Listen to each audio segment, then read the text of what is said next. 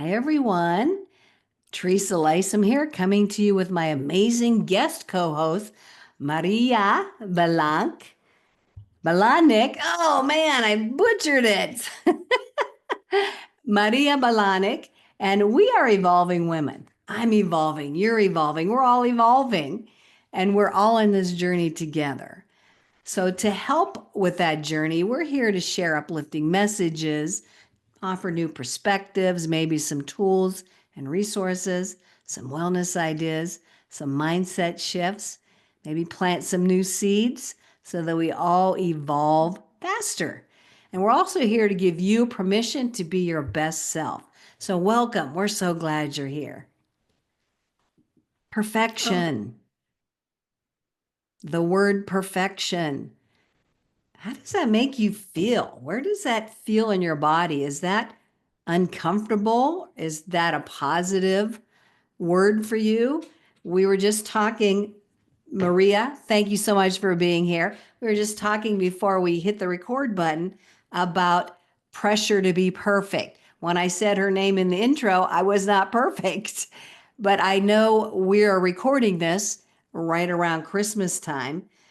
And sometimes there may be pressure to be perfect in the holiday, like the tradition of the holiday. So we're going to discuss that, and I'm asking the audience, do you feel that pressure to be perfect, to have a perfect day plan for your family and friends? So Maria, thank you so much for being here, and thank you for not being perfect. well, thank you, Teresa, for having me in my unperfectionism. I was just thinking about, wow, it's almost going well, not almost, in another couple of weeks, it'll be 2025, Yeah, which wow. sounds, like sci-fi sort of Yeah. aspect, right? Depending, on when you were born. Um, Mhm. and in some ways, things have not changed. I Yes. remember, Yes. being a teenager, a young woman, striving for perfection constantly, Mhm. right? It's Mhm. like either the body shape, Yep. are you the right hair color? Do you have wrinkles? Do you not have wrinkles, Right. right? And I got to the point where when I used to go and, the makeup counter sort of thing, and the lady would kind of go, "Oh, you need this for your wrinkles and stuff." And then I got to the point of saying, I worked hard for my wrinkles. I think I'm going to keep them. Yeah, yeah. And I've heard that from other mature women. Like, why do we dismiss those? Like I know I have, happy wrinkles, I like to say, on my face because I smile a lot, I laugh a lot, and that shows up in my wrinkles. Something to be proud of.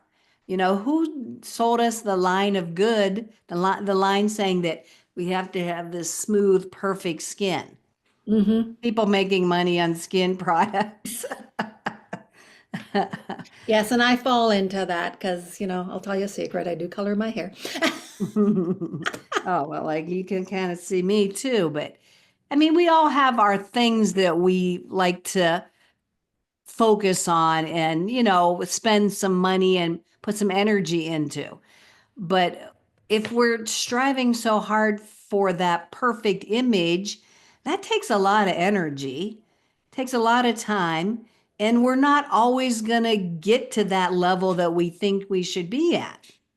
Well, one of the things that you have hit upon is that sometimes, when we're striving for that perfection, I mean, we're constantly striving, as you see in the movies, on social media. Mm-hmm, One of mm-hmm. the aspects I always go, even the photos that we see on social media, it's like you can take the photo, you don't like it, you can delete it and retake Yeah, it and retake yep, it. yep. That's not how life works. No one's Mm-hmm. out there going, cut, let's redo Right. that scene again, or let's redo that. And a lot of times when we're striving, we're missing the fact of being present in our Mm-hmm. own lives. Oh my gosh, yes. And realistically, what is perfection? Is it someone else's idea of what perfection is? Because we can Mm, never reach perfection. Once we get to someplace, we're still unhappy unless right. we ourselves, and I like the word evolving, there's a spot in us that evolves to accept who we are right now. And I think age has some hand in that.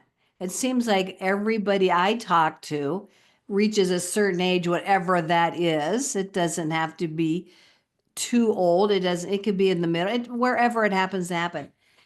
That they're like, oh, okay, I accept myself. I want to be free of my need and my striving for perfection or trying to fit in a certain mold. Like we all, at least for women, I don't know about men, we all hit that point where like, this is not worth my time. I used to worry about it like, I don't even care anymore. Like people can decide for themselves if I'm acceptable to them or not. And if I'm not, then I probably don't need them in my life anyway. That is, I think you've hit it right on, about accepting ourselves, setting up boundaries of who we want surrounding us. Like, are they supporting us, uplifting us, Yeah, yeah. um, helping us to sort of, because we all have dreams and aspirations, Mm-hmm. and supporting and lifting us, like almost being our cheerleaders of going, yeah, you know what, it's okay. And part of that sometimes is that we've never been taught that failing is okay.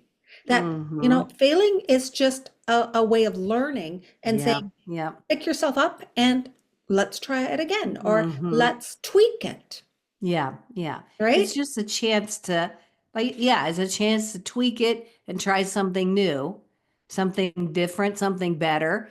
And, there's always that reference back to Edison, like how many times, and I'm sure there's other inventors, how many times did they have to keep trying and trying and trying till they get the one that actually works? So do you say they're failures? No, you just see them as innovators, people who are persistent and they keep going towards their goal. But yet, us regular people, sometimes we are taught like, oh, you try once or twice. And if you don't achieve whatever you're trying to do, you're a failure. And we take that as a negative. And I love when people don't accept that. Like, oh yeah, no, I'm just going to keep trying and I'll make it work somehow. But that is a mindset that what do we operate from? Do we operate from that mindset of failure is a stopping point and a giving up point, or is failure a keep on moving forward and trying something new? It's a mindset. And I like that when you say mindset. I mean, normally I use reframing, Reframing is a good word reframing. too. And the reason the reframing is because a lot of times we equate mindset with positivity, right? And Mm, at times okay. there's that, uh, what is it? Toxic positivity, where, because I don't believe in affirmations. I mean, it's one thing to believe in you can do something, I can, like, I believe I can, I believe I will, I believe.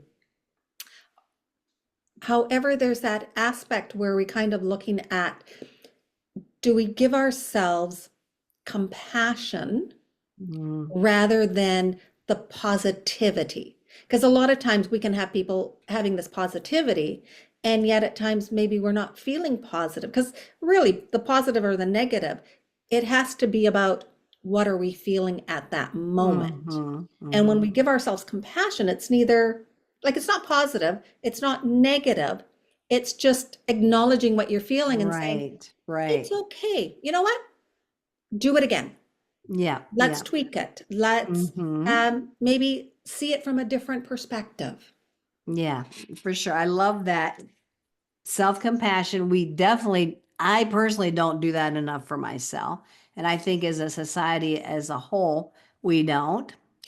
And acknowledging an emotion or a set of emotions that's moving through us or that's right in our face, right in this moment.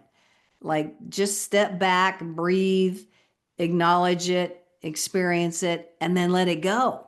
I know I mean, that was something I came to late in life. I was a big stuffer downer, just you don't want to feel it, so ignore it or whatever, stuff it down. And now I know better, but it is easier to say it than actually allow it to happen. Well, we're taught that. It comes back to the perfectionism sort of aspect of pretending that everything is fine. We see it in the movies. Anytime Hmm. anybody has a hardship, all of a sudden near the end of the movie, everything's fine. Yeah, yeah. Or even in social media, when we're Hmm. watching anything, everyone always shows the best photos. Yes. Everyone shows that, wow, they're constantly traveling, they're having the best life. Hmm. And at times, the rest of us are kind of looking at them going, wow, I must be pretty humdum or Hmm. right, because my life's Hmm. not like that. I remember ages ago, I asked for a boring life. You asked for a I boring life? asked, I wanted my life to be boring. Hmm. Now, my son had had cancer for 11 years. So we had gone Okay. on that cancer, the roller Yeah. coaster of cancer, right? Hmm. Hmm. And then afterwards, when he passed away, my world became shattered. Oh, I'm sure. And in that moment, I wanted peace and I wanted boring. Because Hmm. boring just Yes. meant I wouldn't have those ups and downs. Hmm. Yes, yes. And part of that, I think, when we're looking at perfection, and that goes in everything that we're doing, like when, even if we're having challenges or trauma in our lives, we're all pushing it down and we're presenting that we're fine. We're plastering this Hmm. smile Hmm. on and Hmm. hiding our sorrow, our anguish, our pain. And in fact, sometimes I'm thinking of, in reality, it's got to be the opposite. When we're vulnerable, Yeah. is when we start accepting ourselves for who we are. Hmm. And I think women, and tell me what your thoughts are, women in our society, in North America, I'll say, I don't know what it's like anywhere else. That's kind of our expectation, that don't ask for help. Do it yourself. You're okay. You can be superwoman. You can do all the things. And, I just think that's an image and an expectation that we feel is true. Yes, even though they only have like what, when you're looking at the movies, they only have like a handful of superhero women. And yet the majority, especially in North America, we feel that we have control over things, Yes, yes, right? That we are supposed to be super women. We're supposed to have it yes. all together. We can work, we can do the home. We have this, we're supposed to have so many roles that you Yeah. wonder why our heads aren't spinning. Hmm. But in reality, we can't do it alone. We don't need to do it alone. And it's okay, like you said, to ask for help, even if it's just venting for a little bit of time, or even if it's just spending a few moments to just breathe with somebody. Or, yeah, it's just like, don't be afraid to reach out to somebody. And I know I want to get to the fact that you are a grief educator, but I have a friend who has been going through a grieving process for quite a while now. And we were just communicating via text, just to check up on her. She lives across the country. And she was isolating herself and feeling she had to go through it on her own. And I was trying to encourage her to get out and, reach out to somebody, connect with somebody. And I think she was struggling with that. And I totally get that because for 10 years, I always go, I lived in a blur. I Mm, struggled. I mean, when I think of those 10 years, I plastered on a face and pretended, I bet. right, that I was going out but again, you're hiding what you're truly feeling. And even at times where I thought that I had friends that I could actually be vulnerable, be really who I am, would all of a sudden it felt like I was slapped because all of a sudden they're going like, Mm, "Oh, well, I thought you were better. How come you're still like this? How come Mm, you're stuck? mm, mm. And all of a Wow. sudden, and that just makes you feel more isolated Yeah. and cutting Wow. yourself off. And that's one of the reasons why I became a grief educator, is because I went through all of that. That was my Hmm. experience. And I'm like, I don't want anyone else to experience that. I want to redefine what the grief conversation is. Because in grief, we're not going to get over the person. We're Hmm. not going to forget about them. Because I think a lot of times in grief, we have the regret and the struggles and the guilt, especially if you're a woman. There's always thinking of, we could have done this. What if I had Yeah. done this better? Yep. Why Yep. didn't Yep. I? There's so many cycles that kind of go up, and we're blaming ourselves for not being good enough, for Hmm. not Oh, yes. knowing. I mean, my son had cancer. Do you know how many times I used to blame myself, like, why didn't I find the cure? Like, Oh, never mind, man. we have all these That's a burden. doctors. Right? It Wow. was like I was his mom. He had blood Wow. cancer. I mean, why did I not find Mm. that cure? Wow. And that's something that I put on me, Hmm. right? And it I had no control over it. Like, I'm not a scientist, I'm not a doctor. All of a sudden the But formula's gonna still, come. yeah, wow. Mm. But we do that. And that's something, and then even with the isolation, when we think we have friends that are supportive, and yet they're uncomfortable with our Yes. pain. And Hmm. I've learned, I mean, they don't intentionally mean to hurt you. Right, right. They're uncomfortable and it really shows what they are. So, yes, I've lost a lot of friends. Mm. I know there's a phrase that that I've learned from you, grief illiterate.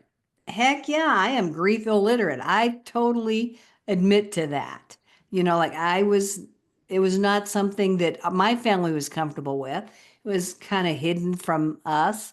We didn't go to funerals. We didn't, as kids, it was just like, don't have that conversation. It's too painful.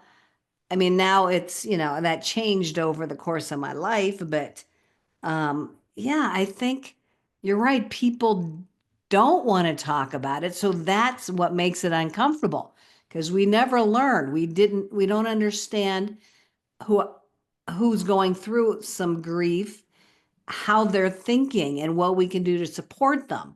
So I know for myself, I'm like I'm a bumbling. I feel like I'm bumbling through it. What do you say? What do you do? So yeah, I think there's a big, big need for more conversation, more education around it because that was my personal experience. I'm not saying that's true for everybody, but For the thank you majority for of people. educating us. Well, you're welcome. And realistically, for most people, it is because we're not um, exposed, Yeah. right? One of the aspects is a lot of times, even if you have gone to the funeral, if it's not your loved one that's has passed away, the Hmm. majority of us go to the funeral. After that, it's back to however it was. Yeah. Yep. And for the people who have, it's their loved one who has passed away, their lives have totally changed. And a lot of times there's this either or kind of feeling, like people will tell that you need to move on. And sometimes when people say move on, it's almost like we have to forget about who our loved one is. And I'm a proponent of saying, no, our loved one stays with us. As we evolve, they come with us. And really, grief is love. Love that. I love that. I love the redefining grief as love. If you're feeling an intense grief emotion, you must have really loved that person. Yeah, so true. And it's one of these things that I always go, grievers want to talk about their loved ones, like about sharing stories. Uh, I had just run into a woman who's, I guess now it's about 2 years that her husband had passed away. And so I was talking to her about, because her husband would go sit. at a coffee shop, especially on a nice day, be outside. And if you'd walk, you could stop and talk to me and have a conversation with you. And I go in the summertime, I kind of miss doing that, right? Like he would talk, he was so friendly. He basically just loved people. And he would, that was his time. Like he'd go to his wife, I'm going out for a walk. And she knew he'd go out for a walk. He'd go to this coffee shop, get the paper, sit outside, read the paper, have his coffee. And then anybody he knew that would pass by, he'd stop and have a chat with them. And so saying that to her, you could see that it brought a smile to her face. Like here's someone who's remembering him. Love that. So you're suggesting don't be afraid to talk about the person who's passed. It's not going to trigger the griever. It's probably going to bring them comfort. Yeah. And even if they cry at the memory, that's okay. Right? Because it just emotions. I mean, and part I think sometimes what people don't get is that as a griever, you could cry, you can laugh. So you can have sorrow and you can have joy because all emotions coexist. Mm, And we love forget that. about that. We almost feel like if you're happy, wow, you must be better. You must be over it. And Well, yet you're kind of like, just in regular life, how many times can mm-hmm. we get angry at something and then the next minute be laughing? That's a good point. And I like what you said, the either or. It doesn't have to be either or. It could be going on simultaneously.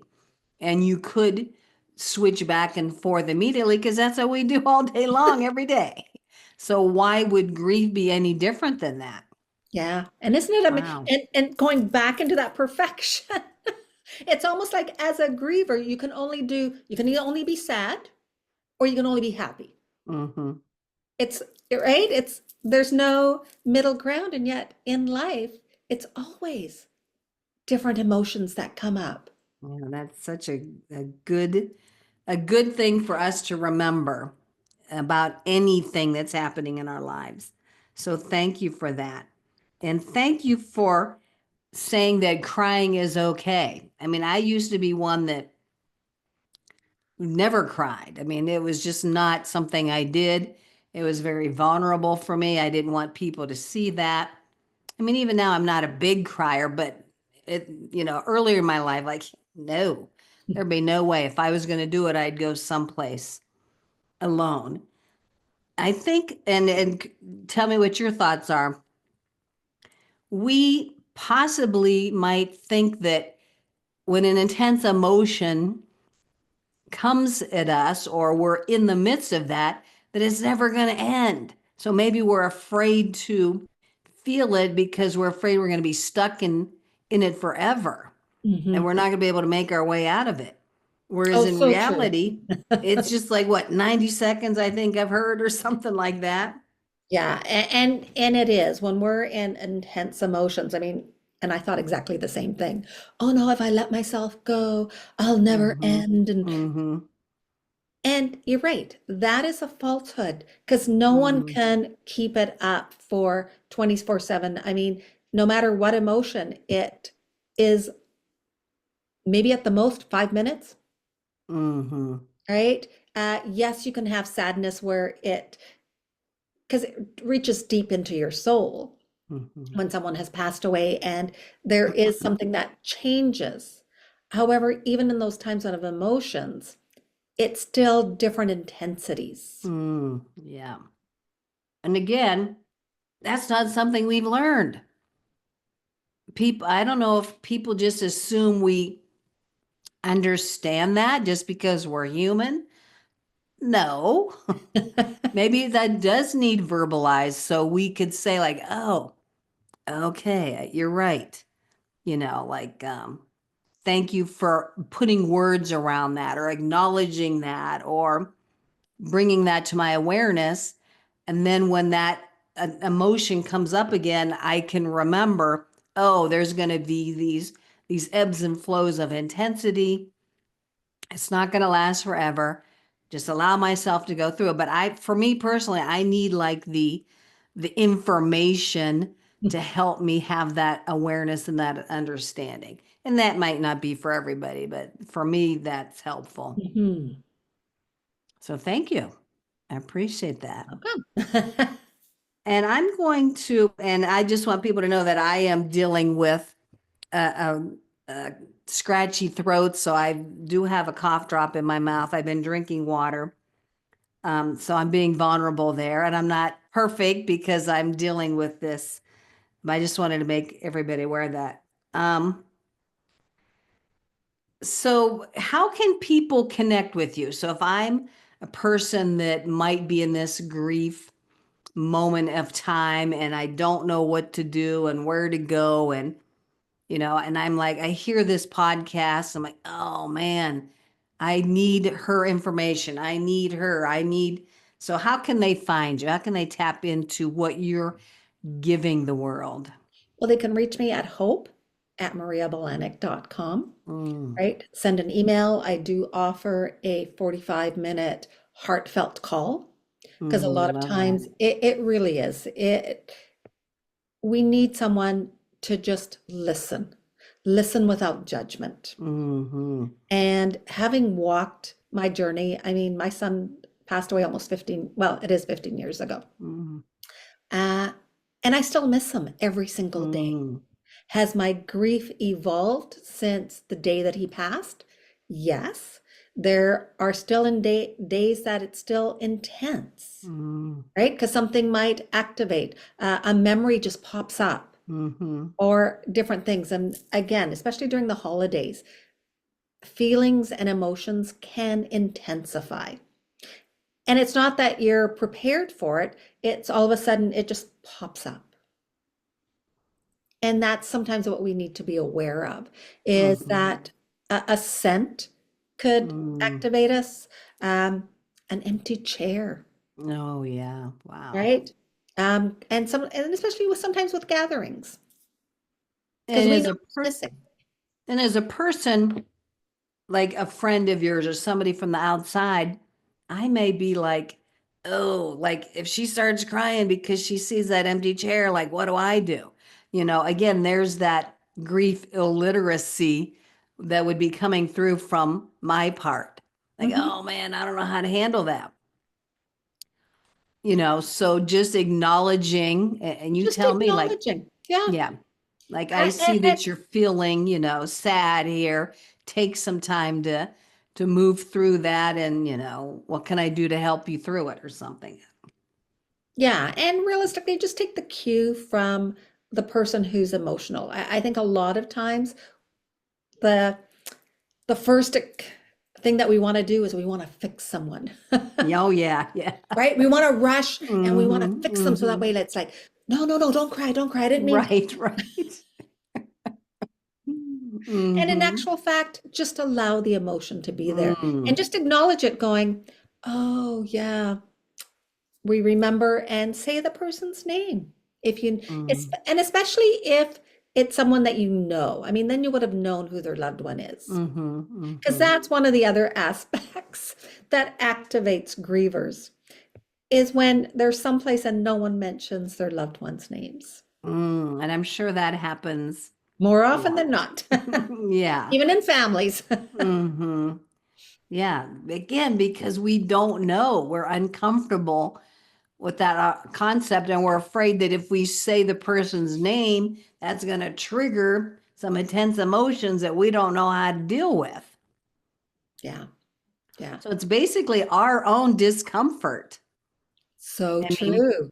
it is our own and our lack of um, knowing what to do. And so it's all about us. It's really not about the griever. We're, Yeah, and like, sometimes, just even if you see someone, I've made it a point, because I remembered people would come up to me and give me hugs, mhm. and I'm like, all of a sudden, I always go ask permission. Oh, yeah, Ask that's, permission of someone. Can I give you a hug? Is it okay that I hug you? mm, I Because love a it. lot of times when we're in that mode of fixing, we think, oh, if we're going to give them a hug, they're going to stop. No, that can Hmm. actually jolt them even more. And is it okay to, I love that permission-based hug. I mean, even just any person, I'm a big hugger. So sometimes I tend to go in and not ask permission. I'm learning to ask permission, but sometimes I tend to forget. But is it proper? Is that even a word to use? To come in and may I give you a hug? What can I do for you? Like actually ask questions Mhm. as to how I can help you through that. Do you want me to step back? Do you want me to leave you alone? Like, is that something that a person who's grieving would appreciate? Like, I'm a little bit awkward. I don't know what to do. What you tell me what you want me to do. Yeah, and basically take it from, because sometimes some people may say, I just want you to be quiet, Hmm. Just right? leave me Or, alone for a few minutes. yeah, and someone, it might say, yeah, oh, thank you so much. Maybe I just need a quiet time by myself. Thank you for so much Hmm. for asking. Or Hmm. and they may even thank you of saying, thank you so much for thinking of my loved one. I really appreciate Mm.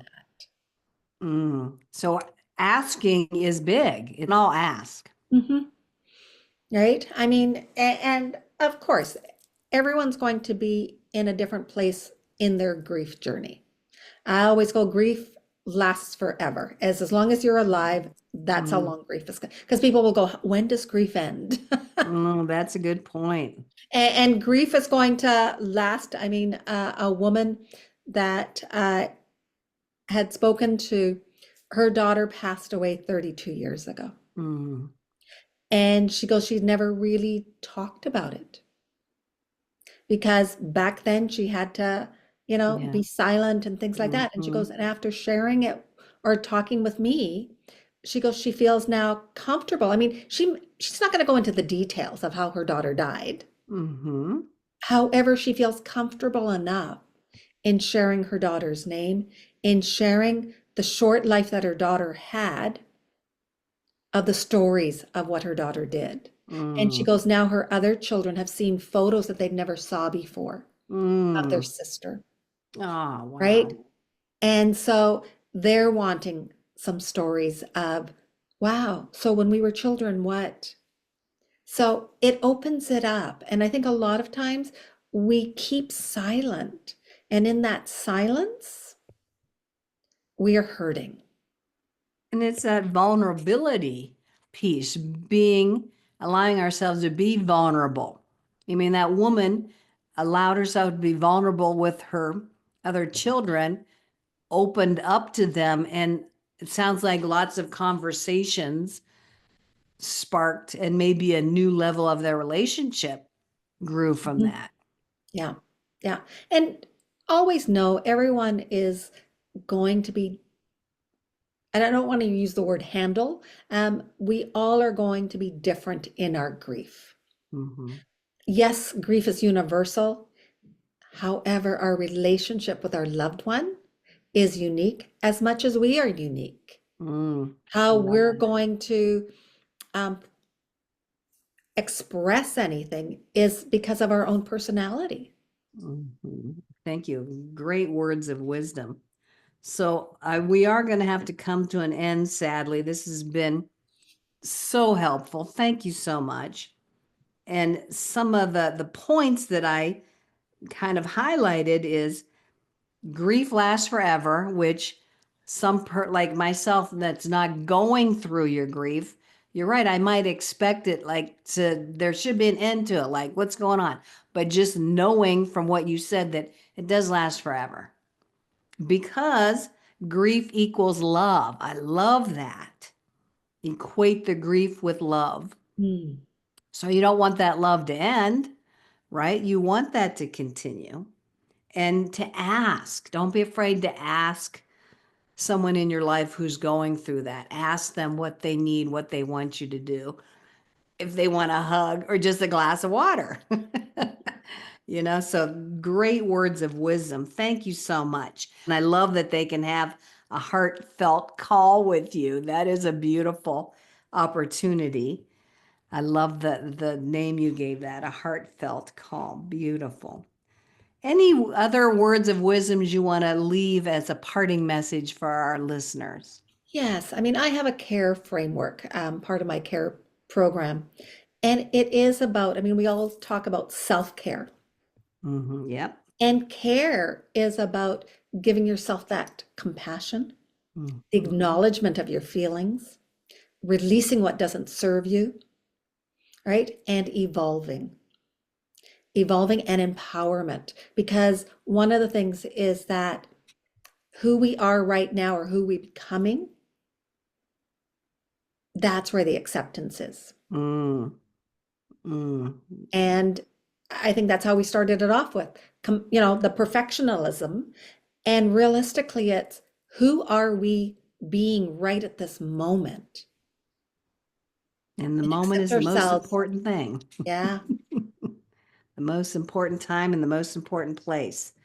And I believe you have something you'll be offering people. Yes, I have a gift that people can download, and it is about self-care, and it has the care, the framework that I have Okay. little bits in there that they can use, some tips that they can use over the holidays and all year round. Mm, Because it really is. I mean, we need to give ourselves compassion every single day, right, right.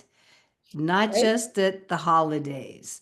I mean, that's when we pay attention to it more, but it is something that needs to be an ongoing practice for ourselves. So thank you for offering that to our viewers. I appreciate that. And I appreciate what you're doing out in the world. Thank you for elevating my level of literacy when it comes to grief. I appreciate some of those little nuggets that I can use for myself. And I love that you went on this journey yourself. Now you want to help others go through their journey, maybe a little in a better way, with more understanding, more compassion for themselves. So thank you again for doing what you do and helping so many people out there in the world. Well, thank you for having me. I appreciate it. It's such an honor to have this conversation with you, Teresa. Thank you so much, Maria. And thank you, everybody who's listening. Please go check her out, accept her free gift, and give yourself the gift of self care. And watch for the other Evolving Women episodes. Remember, we want to help everybody to evolve. So thank you, Maria. Thank you so much, everybody watching. We'll see you the next time. Bye bye.